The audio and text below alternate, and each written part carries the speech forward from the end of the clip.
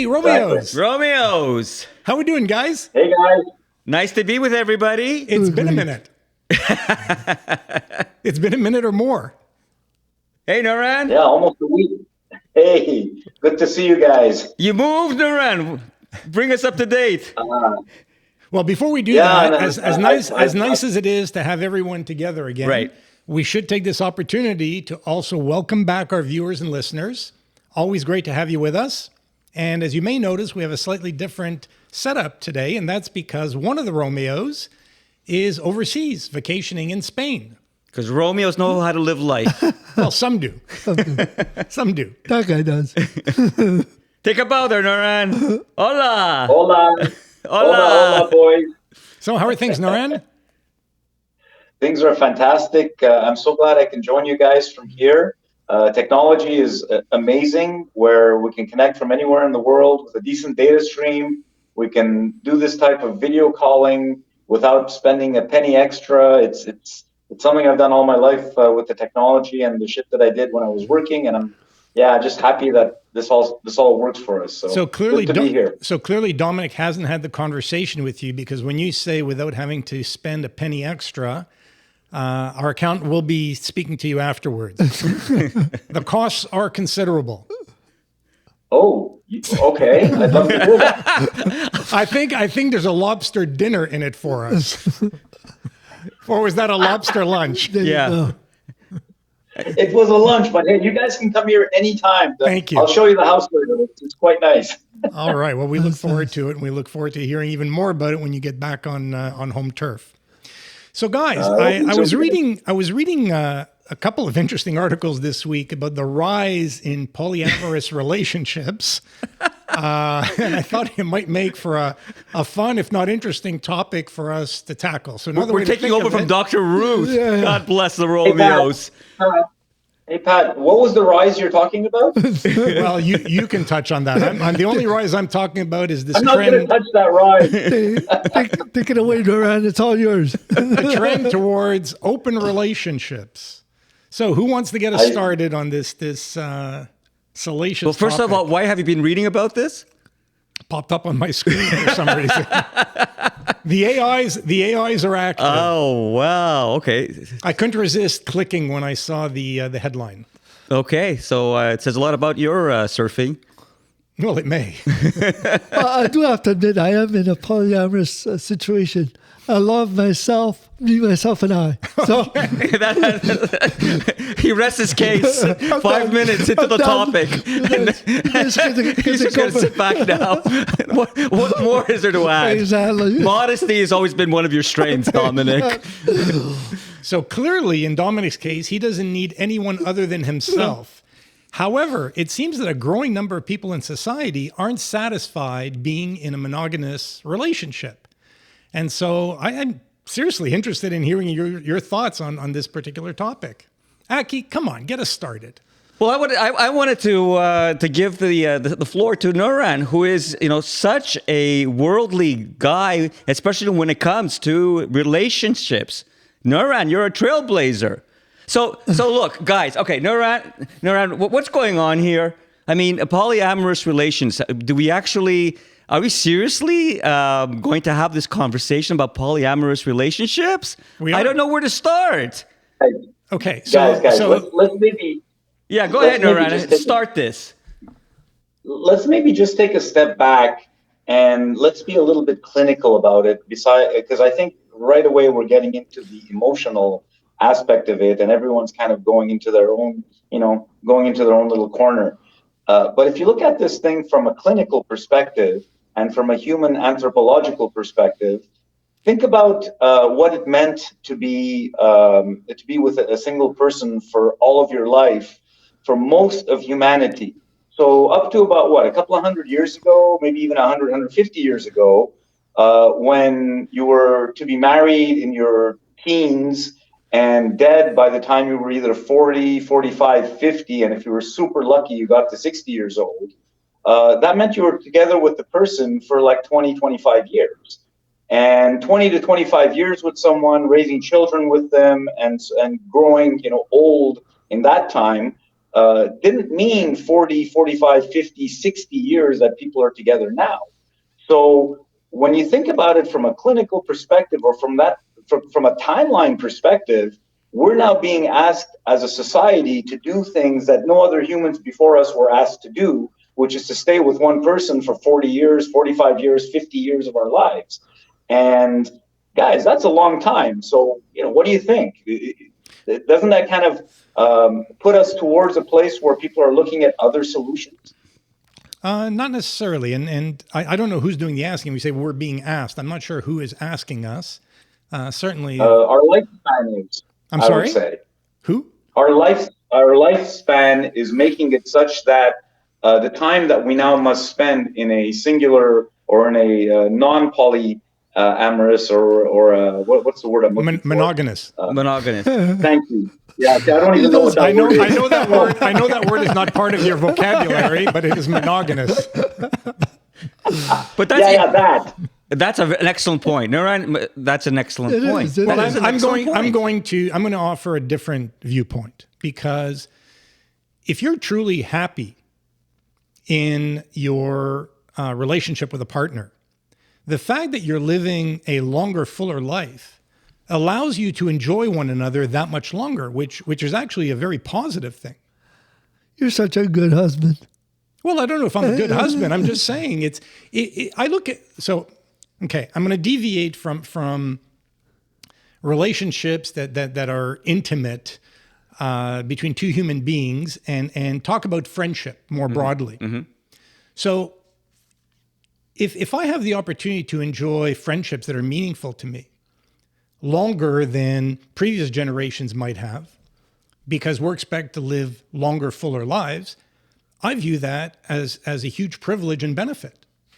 I agree. Similarly, when I think of the woman I'm married to, and if we can enjoy good health well into our 80s and perhaps even 90s, there's no person I'd rather be with. And frankly, since meeting her, I've never had the desire, nor do I today, and hopefully never will have the desire, to either experience intimacy with someone else or have her explore intimacy with someone else. Okay, so let's also clear up something. When we're talking about polyamorous relationships, are we talking about this is consensual, in the relationship? Yes. So both partners agree and they buy into that. So the concept of what is often referred to today as an open, consensual, open relationship, right, where two partners agree to have one another explore intimate relationships, sexual relationships with other partners. Okay. And you know what? That's what we're talking about. I do agree with you. If I can, have friendships like over here for as long as possible, that's amazing. Because none of you guys tell me how to drive. So, so that helps. There's going to be a lot of diplomacy that's going to have to go on after this program, I think, my friend. But I think this increase in polyamorous relationships is also parallel to the fact that there's no more commitment or less. The younger people, the word commitment doesn't exist. Do you think that's true, or is there less hypocrisy today? In other words, less hypocrisy. Yeah. In the sense that perhaps people, explored relationships outside of their primary relationship in the past, but they did so more discreetly. Today, it's a more open conversation between partners where they agree, they consent to having one another explore other relationships. But we're talking about a fringe group, right? Or your understanding is it's more mainstream than that? Well, mainstream. Look, I don't believe that the majority of the population is involved in consensual open relationships, but there's a growing number, and some people are sometimes surprised to hear how in the city they live in there are communities that actively explore open relationships. Okay. And as far as hypocrisy is concerned, I think there's still quite a bit, but now it's men and women.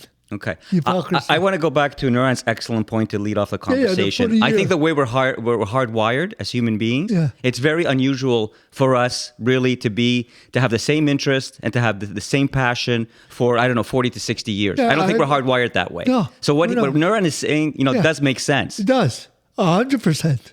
Yeah. Do you think we're hardwired for pleasure? Yeah. Oh, yeah. Big time. You want to do a survey around the table? So what is? There's No, another- I'm asking the question because if you get the pleasure you ultimately want out of that singular And intimate relationship, you're never satisfied. You always I want think- the well, yeah. you may not be. I think just people, that you need to have, what is it? It is in economics, right? The law of diminishing returns. Yeah, that's right. it. That's what it is. Yeah. You need more of it for less and less impact. So even if you're driving a Ferrari, comes the time you want the next model. Exactly. Yeah. So it's interesting. I'm not going to say I disagree with you because I think that what you guys are saying is true for some people, but it's not true for everyone. Pat, No, well, that's Pat. I'm saying that's human nature. Yeah. Human nature is that you need more and more of an incentive in order to get satisfaction. Human nature doesn't mean that 100% of humans are wired the same way. Most of them, I'd say, I'm arguing, are wired the same The way. majority maybe. But then there's also another tangent here is that you get married when you're, let's say, 25, but you change as a person on both sides. I'm not the same person I was when I got married, and my wife the same. So things change. But change doesn't mean that individuals will grow apart or will stop being appealing or attractive to one another. Change just means that individuals will develop new hobbies, new interests. Yeah. But it doesn't mean that you necessarily grow apart because you change. No. You No. could But Pat, could it remain doesn't close mean- or grow closer. Right.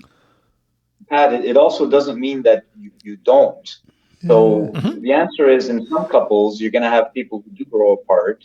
And in other couples where they grow in the same direction and they mature in the same way and in the same at the same pace, and they kind of, continue to evolve in the same direction. I But agree. there are a lot of couples who don't. That Right, and was for my those who don't- that was my earlier point, Nuran. I agree with you 100%. Yeah. And I also find that in couples that do have kids, you're so busy raising kids and your career. Then when your kids become independent, there's that void because you don't have that common objective or to work at. So, I don't think there are any hard and fast rules. I think that there are people who get involved in relationships with a partner and from the get-go agree that they want to have an open type of relationship. And there are others, to your point, who over perhaps a number of years find themselves either less attracted to one another or not as satisfied as they once were with their partner, and they broach the subject and agree that they're going to consent to exploring other sexual relationships outside of their own. I don't believe in that. Okay. And guys, I think we really have to look at the extent of how porn and the availability and ease of availability of all sorts of stuff on the internet kind of adds to the allure of going elsewhere as opposed to just growing old peacefully with your spouse. Well, that's an interesting thought, Yeah. and I do believe that the proliferation of porn has influenced views on relationships, on sex. But let's not kid ourselves. For anybody who's consumed any amount of porn, that's not representative of what most normal relationships are based on. But Noran, I don't think it's just Pat, Noran. how much porn have you consumed? Not much. But Noran, I don't think it's the availability of porn the issue.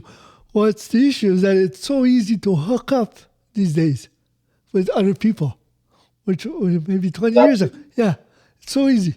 There's so many sites, and you can hook up. And it's that ease of hooking up that is the issue. Okay, but guys, we may be confusing a number of different issues Yeah. here because extramarital affairs have always existed. Yeah. Absolutely. And I don't know that that number is on the rise. I think it's always been a high number. I don't know what the number is, but based on what I've observed and read, I believe that number to be high. I think it always agree. I think it always has been and probably always will be. But if we look more narrowly at consensual open relationships, that's not going behind your partner's back looking for someone to have a tryst with. This is where two consenting adults agree to have relationships with other partners outside of their own relationship. Okay. But I think that's more prevalent when people are not married.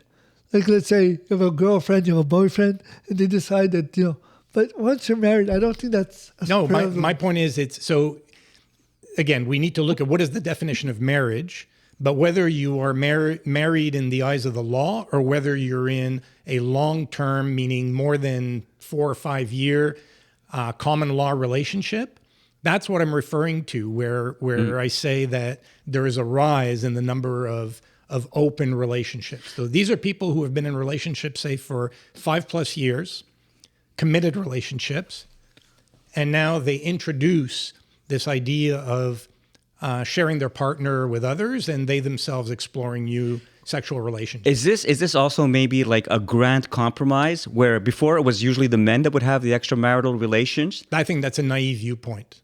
Okay, but let me finish my thought. So the men were the ones that had this tendency, and the women now have come up, and through this polyamorous arrangement, now women they're equal to men when it comes to relationships outside of the marriage. Yeah. It's no longer the guy's domain. I agree. But that's because there's more women in the workforce than there were like 50 years ago. So they have the same opportunities that men do. But let's go back to what you're saying. Okay, but again, you guys, what you guys are referring to is what, the word that was commonly used is cheating. Yeah, cheating. Right. So individuals who cheat on their partner, yes, I agree with you in the sense that the fact that there are more women in the workforce over the course of the past, say, 2 generations, there are more opportunities, although I don't think that housewives necessarily deprived themselves in the past. I just think they were more discreet about their affairs than their husbands were. So, sorry, just to be very clear here. So you think that it's not true, or it's a falsehood that most extramarital activity was done by the men? Well, the majority may have been, just because I think that men historically have looked at intimate or sexual relations somewhat differently than women have. That's very true. Right? In terms of how they get pleasure out of sexual relations has not historically been the same, although I think that has narrowed over the course of the past generation or two. But again, I don't want to get off topic because I didn't want to make this about cheating. It's more this idea that 2 consenting adults seek sexual relations outside of their primary partnership. Okay.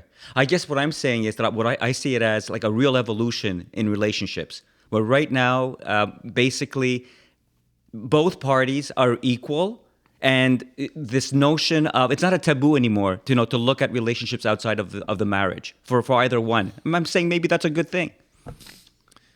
So it is taboo because if we look at how much of a scandal there's been every time, it could be a site, as Dominic referred to earlier, that is exposed and names get leaked and everyone is salivating. Oh, were there government officials? Were there well-known business people involved? But it's consensual. Two mature, equal adults that agree to this arrangement. Okay, that's under. Okay, it wasn't clear that you were talking about consensual relationships. Yeah, absolutely, I'm talking about consensual. Okay. Yeah, when it's consensual, I'm just saying, it seems to me that it's a smart place to go to in order to preserve the marriage. It's a new type of marriage. I don't know. So it's an interesting thought, and again, it's sometimes, depending on the topic, it's sometimes easy to put yourself in somebody else's shoes and say, "Oh, I can see how people would want that or feel that way," and other times it's more difficult. I recognize everyone is wired differently. Everyone has different wants and needs. Guys, so Pat, I just wanted to also kind of maybe throw in that there's a difference in terms of emotional relationship and sexual relationship. So if you're bringing on extra partners on a purely sexual perspective, or for purely sexual reasons, because you don't enjoy your partner anymore, or for whatever reason they don't satisfy you anymore, and it's understood between parties, between your spouse, that hey, I want to go and see other people, or this is the person I'm seeing just for this, and it's just for sex basically. Then that's one thing. It's when it becomes an emotional connection as well that I could see it destroying relationships. But that's up to the polyamorous couple to figure out for themselves, right? If someone signs up to this thing and says, "Yeah, I'm okay with my spouse, going and getting his or her rocks off, so to speak, with someone else, or I'm there to watch while they're doing it," or there's all sorts of different ways. Well, that happens. That happens as well. Well, of course. I mean, So there are Bravo, Dr. Nuran, PhD in polyamorous relationships. Yeah, there are communities of swingers where you will have, two or more couples partaking in sexual encounters. Tag team. And some may be observers, purely observers, while others are active participants. And again, it's hard to get into somebody's head and understand what pleasure do they get watching their partner having sexual relations with 2 or 3 other individuals while they watch, right? But I understand there are people who are wired that way. It's just hard to relate. that gets them. Yeah, I think there's a short circuit there. Sorry, I was just getting back to the difference between the sexual relations and the emotional relationships. Mm-hmm. I think when it becomes an emotional relationship where one partner, instead of looking at it as purely sexual, they get into it as, oh, I'm falling in love with this person. It's an emotional thing. I think that can destroy a relationship. And that's where I think polyamorous couples have to figure themselves out to make sure that they don't destroy their relationships. Nuran, if you have more than one emotional relationship, it's not going to work. I agree. Are you saying, but if you have more than one sexual relationship, it can work? Yeah. Yeah. Exactly. Yeah. Absolutely. Exactly. So why will one work? I'm just struggling. Why will one work and not the other? Because one emotional relationship, you have to understand that person. Why can't It's you a higher understand more I than would one say it's a person? higher level of attachment. Yeah, exactly. Much higher level of Okay, attachment. I understand. I understand that distinction. However, I'm just raising the question: what prevents a human being from having a similar level of emotional attachment to more than one other person? It's too draining. Again, the other person will get jealous. That's why. Yeah. I'm sorry? Because the other partner will get jealous. It's not about one person. Not necessarily. Well, it'll be much more difficult.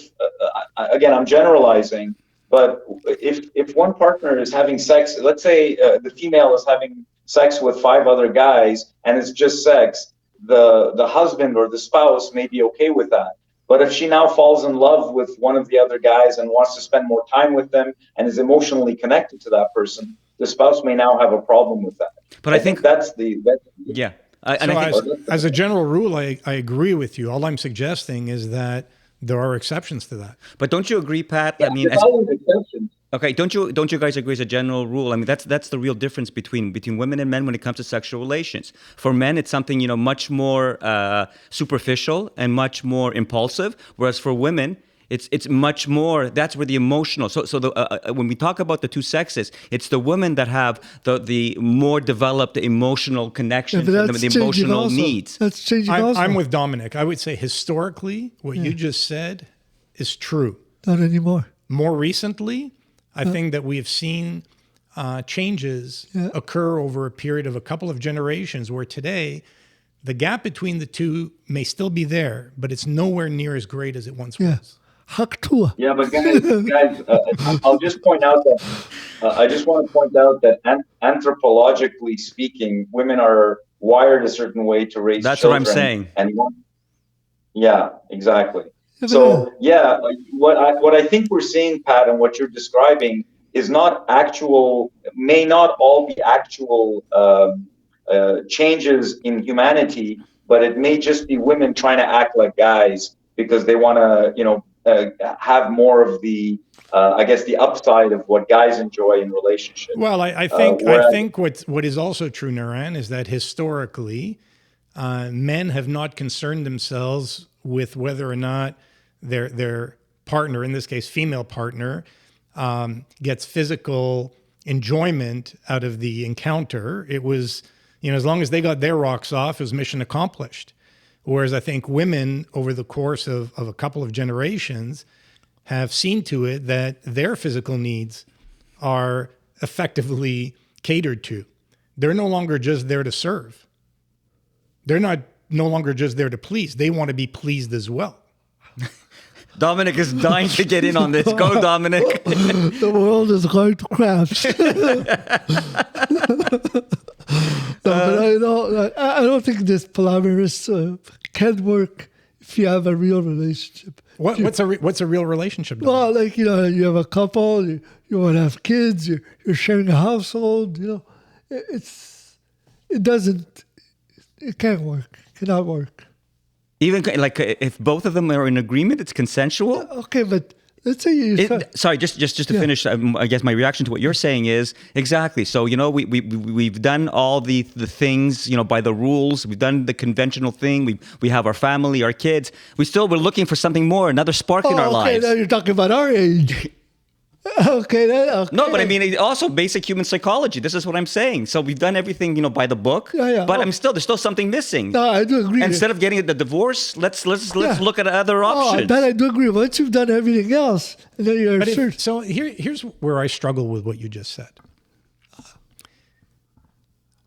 Why not start by looking at the opportunities that are there for you as a couple to explore new things that will keep your relationship as fresh and spicy as you might need it to be. Mm-hmm. Yeah, but that's what I'm saying. And if your relationship has reached the point where it's so fundamentally broken that you need to explore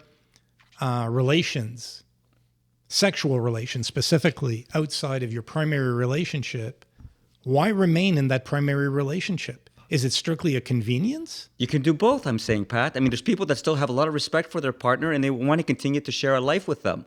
But they're also, to your point, there's roadblocks now. Something is missing. We need, more excitement in our lives. Isn't that really the fundamental logic behind this? It's a way of salvaging marriage. I don't know. I don't think it's a way of salvaging marriage. I think it's, and this is where I think Nuran raised a very good point with the influence of porn and just overall the influence of social media, reality TV, all of these factors, and not that swinging hasn't existed forever and a day. It's just that it seems to be more prevalent nowadays, and I think it's just people who are chasing a level of sexual gratification that they somehow have convinced themselves can't be attained through monogamy. Yeah. But is that such a bad thing? If it means salvaging that relationship, that institution they have? I think the answer to your question lies in how you define an intimate relationship, a committed relationship. So, is it wrong? I can only say that it's wrong from my perspective. It's wrong in terms of how I want to live my life. In terms of how other people want to live their lives, knock yourself out. Doesn't change anything in my life. But it causes me to question, you talk about respect. I don't know. To me, it would be very difficult to maintain the same level of respect and trust, the core values that are so near and dear to my belief system. When I think of open relationships. I know, but I'm just saying the critical issue here is consensus. Yeah. That's what I'm saying. That's I'm building my argument on that basis, that these two adults, this is their consensus. They both agree this is what they need in order to continue to be in a relationship and be happy as two individuals. So when there's a consensus, I'm okay with that. But when it's one-sided, then I agree with what you're saying. No, to me, and then of course there's the kids too. That's another twist in all this. There's no difference. To me, there's no difference. I don't think marriage and I don't think committed relationships are for everyone. Right? If you want to live a life where you're exploring multiple partners, be my guest. Like, go for it. Dominic, Don't pretend. I know, Pat. I hope my wife doesn't watch this episode because you're making me look mad. Why? No, Hey, you're saying all the right things. You know? that train left the station. Sorry. What Aki said, I agree with it. Because once you've, the kids are raised, your house is paid off. Like, there is a bit of a void there. So maybe you need like a. You guys are kidding yourselves if you think that this only happens when the kids are raised. No, I know, but I can see it happen at any stage in the marriage. But the point that Aki was making is, I can see it. Nuran? All I'm saying, or all I'm thinking about, is that Pat, you've got a great mindset, and your ethical and your core being is like super, super, super well defined. You know who you are. You know what your relationship is all about, and you're probably on the 0.1% of humanity in terms of the way you live your life and the way that you live your ethical life and so on. Now, most people are not like that, and most people aren't as self-aware as they should be. So when they run into issues in their relationships, they try and find a way out. And this might be a short-term answer for some. This might be a long-term answer for others. But all I'm thinking of are the pitfalls that this type of lifestyle are going to put in your way. And it's really difficult to kind of go through this minefield of relationships with other people that you don't really know, that you're bringing into your most intimate relationship in a most intimate way, and then trying to make sure that thing works. If it does for some, that's great. Again, I'm not judgmental of other people. Go ahead. If it works for you, that's fantastic. It's just, I believe that long term, it's really, really difficult to have this type of relationship with multiple human beings because of the complexity of each individual, and especially when emotions get in the way or become more prevalent in those relationships, and they go from sexual to emotional relationships, things can go really bad. So that's kind of the way I look at it. Do any of you know of anyone who's involved in with, well, obviously not naming names here, but do you know of anyone who's involved in or was involved, has been involved, is currently involved in an open relationship? No. Well, I've known a lot of guys who've cheated, but not. I know someone. Go ahead. So yeah, I know someone who I used to be really good friends with a long time ago when I was in my 20s, who I kind of, we went in different directions from mid-20s or late 20s on. And I know at that time he started going around in the circle of swingers. And he was a single guy, and he somehow got into this group of people, and he would be invited to parties as a single guy who would go in and essentially walk around and see if anyone needed help.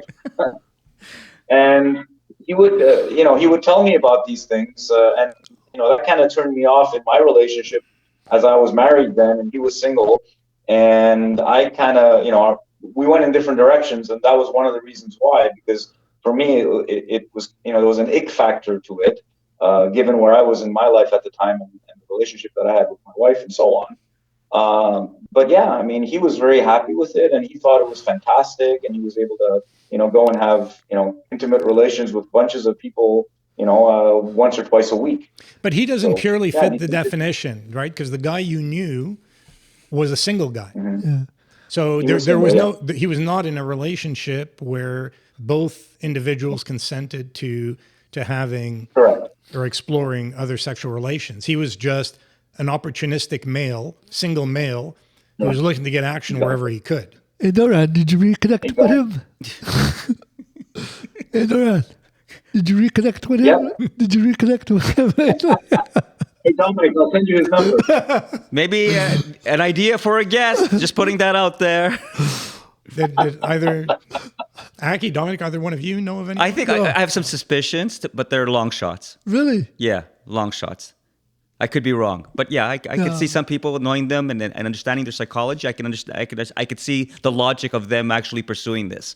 Yeah. Now, the other issue, of course, is there's two things. Number one, so from what you've read, we started the conversation suggesting more and more this is becoming acceptable. Is that what you're saying? Is that what the reports are saying? I haven't seen anything documented with respect to acceptance. It's really just documenting the fact that these types of relationships are on the rise. There's an increase.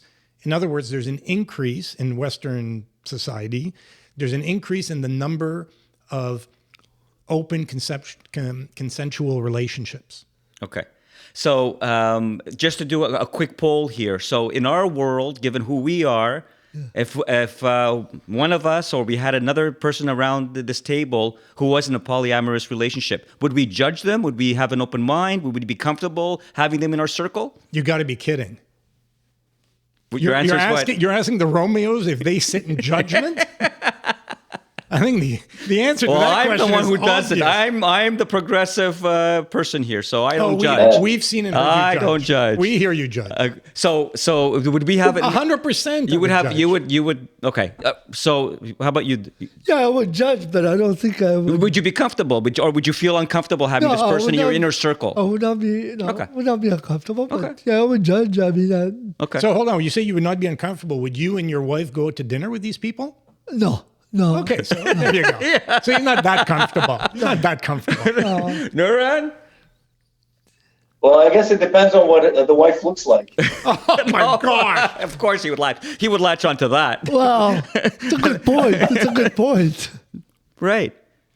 Okay, let's go back to the earlier question. Would you sit in judgment, Nuran? No, absolutely not. I mean, listen. I'm happy you said. I'm happy you said that because we've heard you repeat time and time again, right? I don't tell people what to do, and I don't want people to tell me what to do. Exactly. I am not judgmental of anyone and anyone else's lifestyle. You know, God bless them if they can make that work in their relationship. If they're not hurting anyone else by doing this, if they're not kidnapping 17-year-olds and putting them in their trunk. And doing crazy shit. If it's just all consensual, that doesn't fit. Yeah, that doesn't fit the definition. Well, exactly. So as long as they're fitting the definition, as you say, then yeah, why would I be judgmental? I mean, live and let live. I mean, the beauty of humanity is the fact that there's a bit of everything going on. So yeah, let everyone enjoy themselves. So would we be supportive of our kids if they chose to go down this path? No. I fucking killed them. That took you a lot of time to respond to. So, unlike Nuran, Dominic is a tad wee judgmental. Some reservations there on the part of Dominic.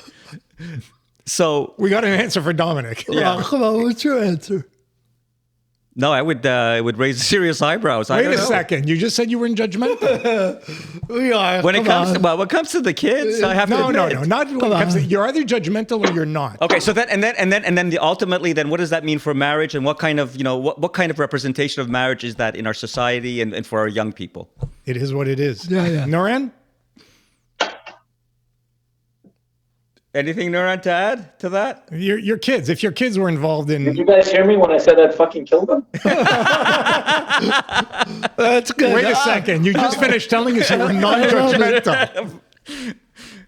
I'm not judgmental of others, but my kids are different. Yeah, I agree. see. I love it. I love it. So you are judgmental after all. Of course he is. Right. So I don't even have to answer the question. I think it's obvious. Well, it's only brain dead people are not judgmental. Come on. Well, or hypocrites. Yeah, there you go. I totally agree with Noran. No, kids. No offense taken. No, Right, but right. You know it's not going to end well. I don't know. I don't think there are widely available statistics. No. People are not going to be honest about this. The limited sample that I know of supports your viewpoint, Dominic. Has not ended well. No. Has not ended well. Look, it's hard. You need to focus. It's as simple as that. You can't have all these distractions. it's the permutations and combinations, get out of line. Yeah. You can't. Okay. So what I draw from this conversation is that without naming names, one or more of you is okay with cheating, but not interested in consensual open relations. And even the non-judgmental ones in this group are extremely judgmental when it comes to family members. Very well put. Exclamation mark. Okay. All right. Anything else anyone wants to add? Boy, it's going to be some interesting dinner conversations tonight. Well, yeah, for sure. Anything else? Naran? No, all good here. Hey, bring us Thanks back. for What are the you chat. going to bring us back from Spain? Stories. A lobster. We'll take it. All right, guys. Well, thanks for the conversation. A lot of fun. A lot of fun. Yeah, we're very, very curious to know what our audience thinks on this particular topic. So please weigh in, provide comments. Remember to like our work. And please, if you haven't done so yet, we would really like to have you subscribe to our podcast. Thanks for joining us. We'll see you next week. Take care, guys. Safe travels, Doran. Bye, guys. Take care.